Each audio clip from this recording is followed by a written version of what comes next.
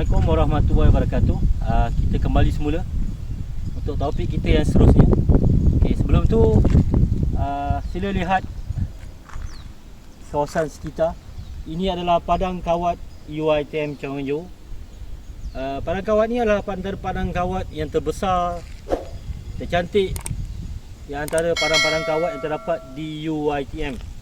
Anda sepatutnya berbangga menjadi pelajar UiTM Cawangan Johor kampus Segamat, sebab patutnya adalah tempat permainan anda ni kan, semasa kurikulum Part 1.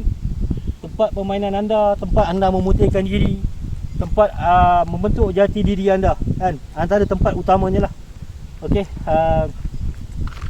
indah kan padang kawat kita ni. Okey, harapnya anda dapat merasalah bagaimana keseronokan berada di padang kawat ni di awal tahun 2021 nanti. Okey, kita sambung pada pelajaran kita untuk hari ini. Okey, untuk pelajaran kita pada hari ini, saya akan menyentuh tentang tajuk yang patut, yang perlu, yang wajib anda tahu sebagai pelajar yang menyertai kurikulum badan beruniform. Okey, apa yang saya akan sentuh lepas ni kebanyakannya akan disoal dalam kuis selepas saja daripada kelas pada hari ini. Okey, yang pertama saya nak sentuh tentang tujuan berkawat kan, tentang tujuan berkawat. Okey, secara detail nanti anda boleh rujuk di buku derap Ksatria ni nanti. Okey, anda boleh rujuk, siapa yang dah beli, siapa yang tak beli boleh beli lagi. Okey, buku ni dihasilkan secara bersama oleh unit kurikulum dan Majlis Perwakilan Komander Ksatria. Okey, seperti saya kata tadi, tujuan berkawat. Okey, bila sebut saja tujuan berkawat, apa yang perlu anda ingat adalah yang pertama, untuk membentuk seorang individu supaya bermegah dengan pakaian seragam dan pasukannya melalui pergerakan dengan tertib dan cergas. Okey, yang kedua, tujuan berkawat adalah untuk membentuk kerjasama di dalam satu kumpulan. Okey, dua perkara ni anda kena ingat, anda kena hafal, anda kena sentiasa ingat. Okey, pastikan bersedia sebab soalan ni pasti akan masuk kuis lepas ni. Okey, perkara-perkara asas dan penting ketika berkawat kaki. Okey, asas dan penting ketika bawa kaki, ada dua elemen yang kita tetapkan, iaitu sebagai seorang pelatih dan juga sebagai seorang jurulatih. Kan, mungkin pada ketika ni anda sebagai seorang pelatih, itu sebagai seorang pelajar. Tapi di masa depan mungkin anda akan menjadi jurulatih ataupun mantu jurulatih. Mantu jurulatih ni maksudnya anda mungkin menjadi komander Ksatria UiTM Cawangan Johor, dan secara tak langsung anda akan menjadi jurulatih. Okey, sebagai pelatih, perkara asas yang penting ketika berkawat kaki adalah yang pertama, berada dalam tahap kesihatan yang baik dan cergas. Pastikan diri anda sihat dan cergas kan. Jika ada masalah kesihatan, sakit, demam dan sebagainya, tolong beritahu jurulatih anda kan. Ini adalah untuk keselamatan anda. Sebab jika anda jatuh ketika berkawat, mungkin keadaan akan berubah, mungkin akan menyebabkan kecederaan yang lebih serius dan sebagainya. Yang kedua, menumpukan perhatian dengan mendengar bahasa hukuman yang diberikan. Bila anda berkawat, bila anda berada di padang kawat, bila anda nak menjalani latihan kawat, pastikan anda beri tumpuan penuh kan. Fokus pada setiap arahan yang diberikan. Jangan tertidur, jangan terlalai, jangan terleka, jangan terlupa dan sebagainya. Seterusnya, perkara ketiga yang perlu diingat oleh seorang pelatih atau seorang pelajar, sentiasa bersedia untuk bertindak mengikut bahasa hukuman yang dikeluarkan. Okey, sentiasa bersedia. Okey, kalau jurulatih bagi hukuman, baris, sedia kan. Jangan tertidur pula kan, jangan terleka pula. Jadi pergerakan tak dibuat kalau anda terleka, tertidur dan sebagainya. Seterusnya, setiap perbuatan dan tindakan hendaklah cergas. Okey, cergas. Hentak kaki betul-betul, lenggang betul-betul, jalan betul-betul, cergas. Ini bukan menari dan sebagainya. Okey, kita perlukan anda berada dalam keadaan cergas. Okey, seterusnya untuk perkara kelima, tidak dibenarkan berjalan sambil lewa di tempat latihan kawat. Anda berada di padang kawat, pastikan anda berjalan yang betul. Tak kira di padang kawat atau mana-mana tempat latihan, pastikan anda berjalan dengan betul. Dan jurulatih tidak teragak-agak mengambil tindakan jika anda berjalan sambil lewa. Seterusnya, perkara yang keenam yang perlu anda ingat, hormat jurulatih ataupun ketua barisan anda. Hormat mereka. Bila nak bersurai pun kena hormat. Hormat mengikut cara yang ditetapkan. Nanti anda akan belajar selepas dalam pelajaran seterusnya, kan? Walaupun nak bersurai, tapi buat dengan cara yang betul. Itu menunjukkan anda hormat kepada jurulatih anda ataupun pada ketua pembarisan anda, kan?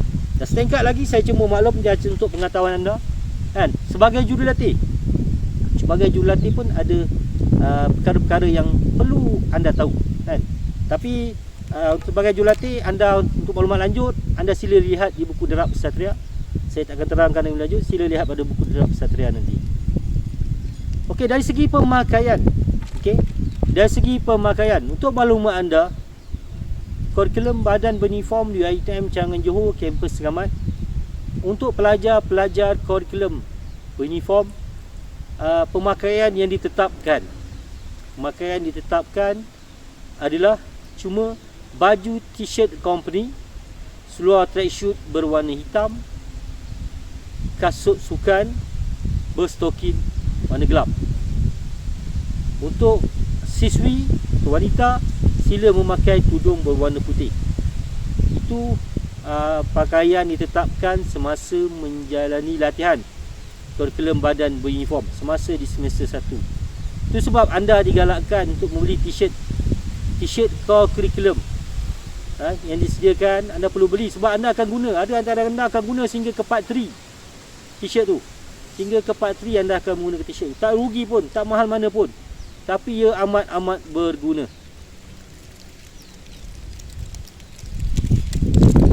Seterusnya, tempat latihan kawat yang bersesuaian.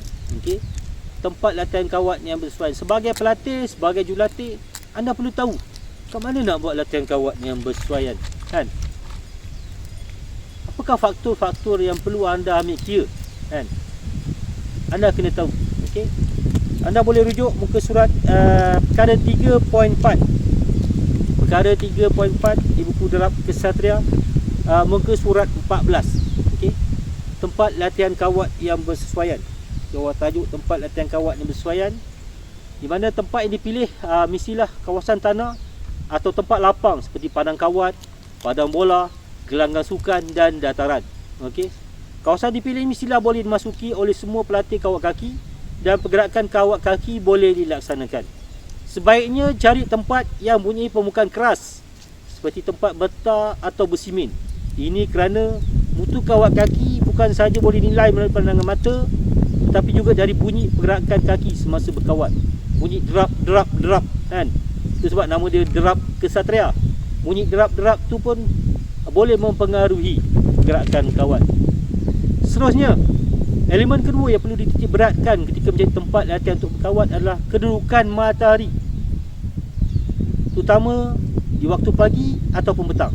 Okey, sebaiknya kedudukan matahari ini berada di sebelah kiri ataupun di sebelah kanan kita, kan? Sebab kalau matahari berada di hadapan anda, anda akan pening kepala, anda akan silau, anda tak boleh fokus, anda tak boleh bagi tumpuan. Dan kalau matahari itu berada di belakang anda pula, mungkin jurulatih anda, mungkin ketua barisan pula yang akan menghadapi masalah yang sama. Kedudukan matahari pun adalah aspek yang perlu untuk tempat latihan kawat yang bersesuaian. Seterusnya, elakkan membuat latihan di kawasan yang boleh bergema, kan? Kerana bunyi gema akan mengganggu lantunan suara jurulatih dan bunyi derapan kasut semasa membuat latihan. Okay? Kang baru hentak kaki sekali, dengar sana dengar bergema. Jurulatih bagi arahan, baris, sedia. Tiba-tiba ada lagi suara melantun belakang. Jadi mungkin pelatih agak confused. Jadi elakkan dari tempat yang boleh mengeluarkan gema ni, kan? Kadang-kadang di dinding bangunan tinggi, di tepi bukit dan sebagainya. Elakkan kawasan seperti ini. Seterusnya kita akan pergi kepada perkara 3.5, bahasa hukuman. Okey, anda kena tahu apakah itu bahasa hukuman.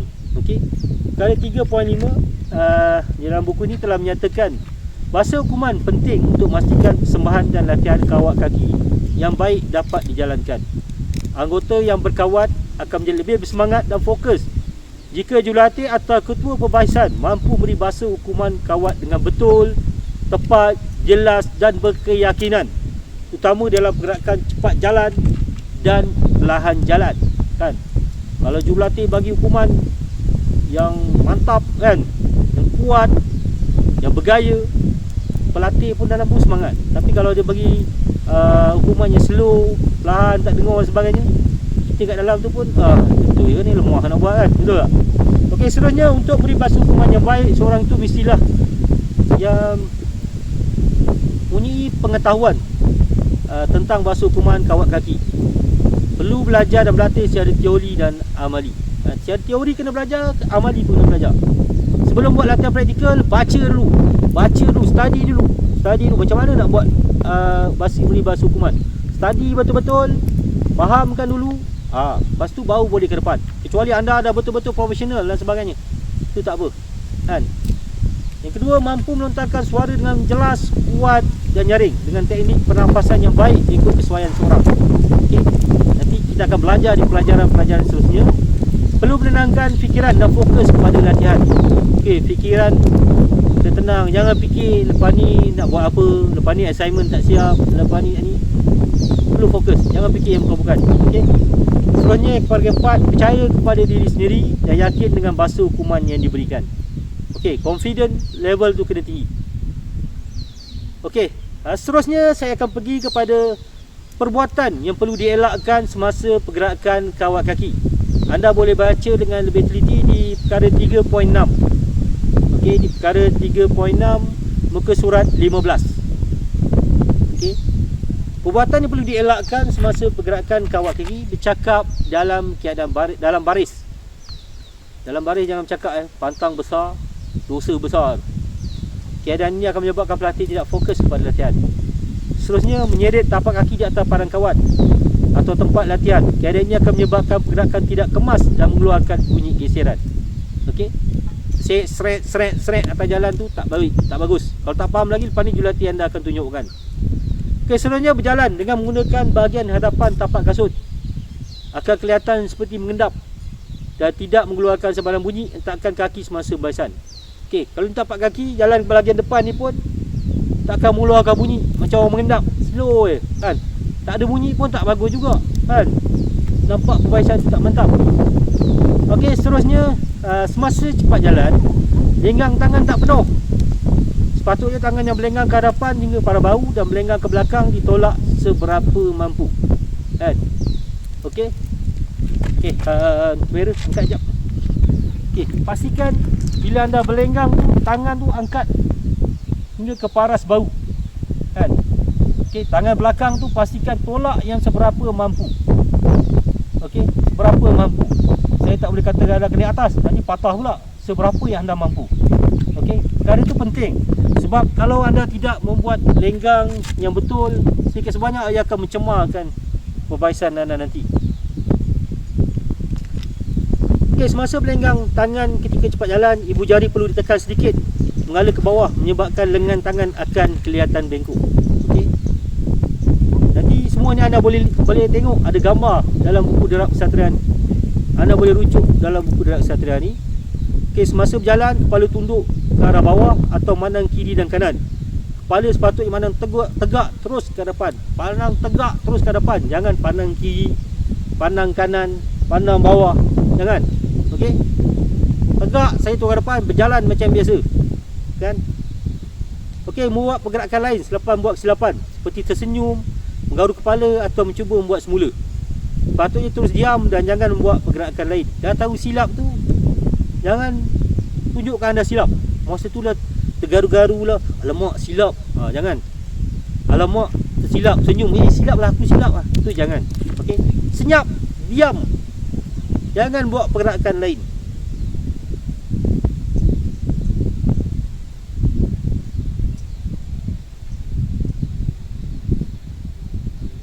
Okey, seterusnya saya ingin menyentuh sedikit saja tentang kawat dengan nombor. Tak apa, kawat dengan nombor nanti jurulatih akan tunjukkan dalam pelajaran seterusnya.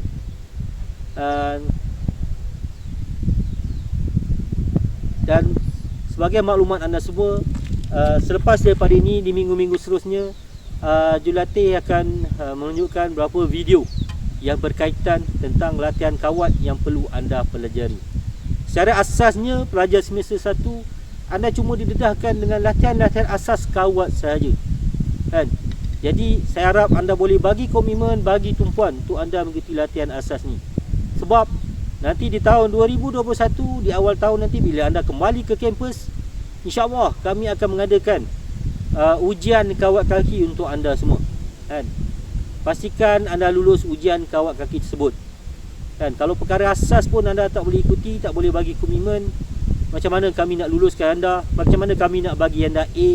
Macam mana kami nak bagi anda A+, kan?